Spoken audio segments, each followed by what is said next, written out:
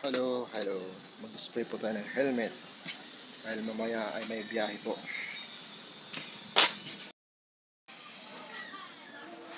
Magandang araw po sa inyo mga kuya, ate. So ito po yung helmet ko na pang hanap buhay, joyride. Yun.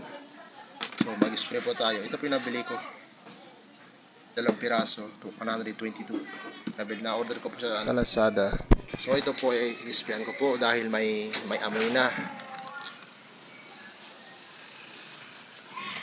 Yun, lakas na amoy.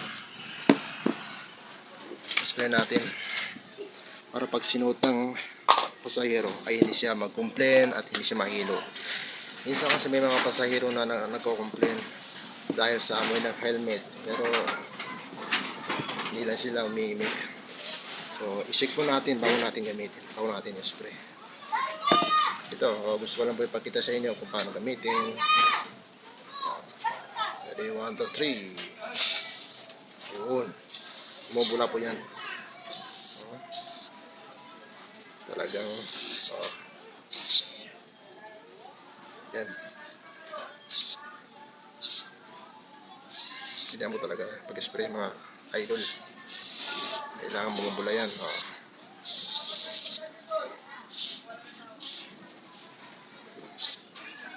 Yan ang bumubula po. Hintayin natin ng 3 to 2 minutes bago natin punasan. Tapos i-dry natin. Iparawan natin para matuyo. Ayun, ang amoy pa lang. Ang bango na. Tsaka ito, yung amoy niya nawala po. Wow. Yummy. Ganun lang po ang pag-spray mga kapatid. O, babad natin. Ay, patuyuin po natin mamaya. Ito, kalat po yung mga balls eye. Sino pamunas natin? Patayin pamunas. So, pupunasan natin.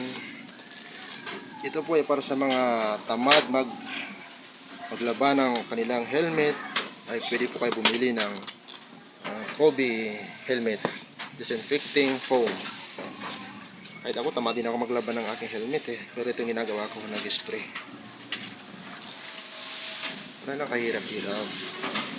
So easy. Ito po ay panghanap buhay. Alam niyo mga kapatid, nasa joyride ang true love.